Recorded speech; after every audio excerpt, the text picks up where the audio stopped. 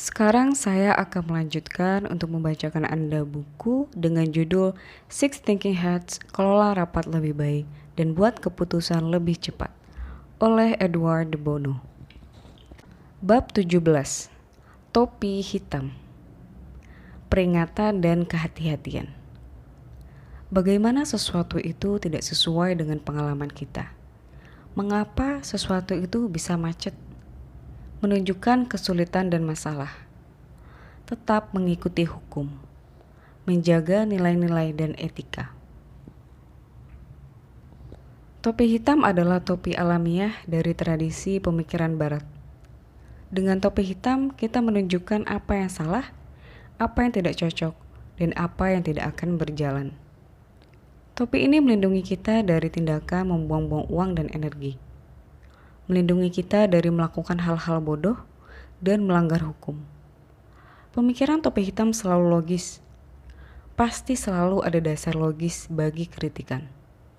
Jika komentar semata-mata bersifat emosional, maka itu disampaikan saat memakai topi merah, bukan topi hitam.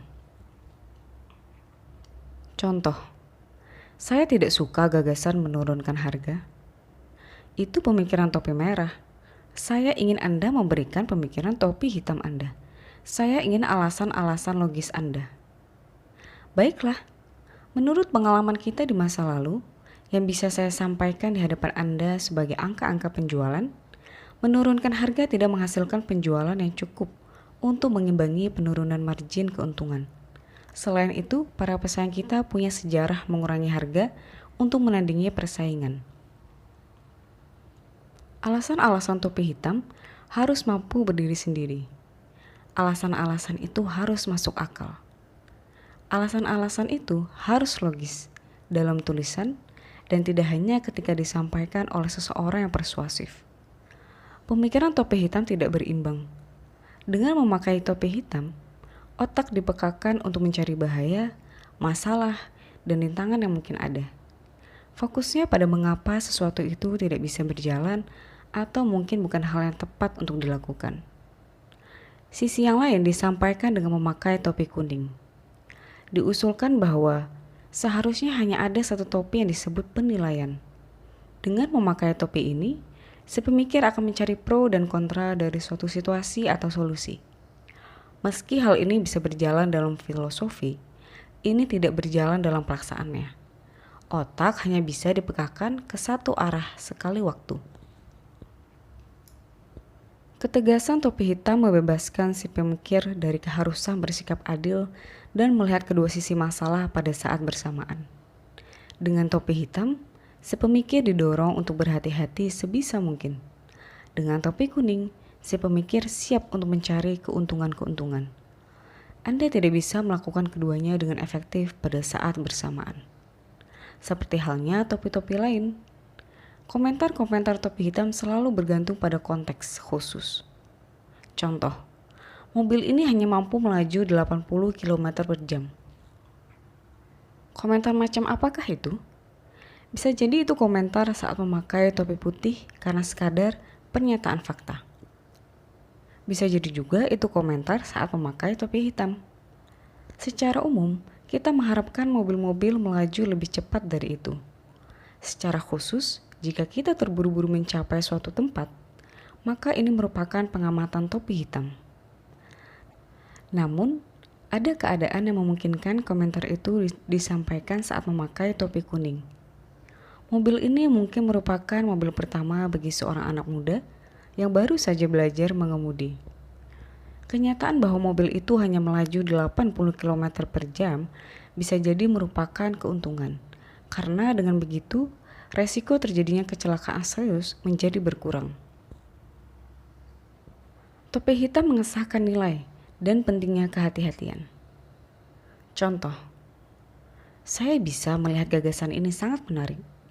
Kita sudah mempertimbangkan semua keuntungannya. Saya pikir kita perlu sedikit pemikiran topi hitam di sini. Kita perlu mengetahui bahaya dan kesulitan potensial. Apa kerugiannya? Kita perlu mengetahui bahwa bahaya-bahaya yang mungkin terjadi agar kita bisa mengawasinya. Kita perlu sedikit pemikiran topi hitam di sini. Saya sangat mendukung penunjukan Peter untuk jabatan ini, tapi ada baiknya menjalankan pemikiran topi hitam terlebih dulu. Penjualan meningkat secara tajam setelah kampanye iklan itu.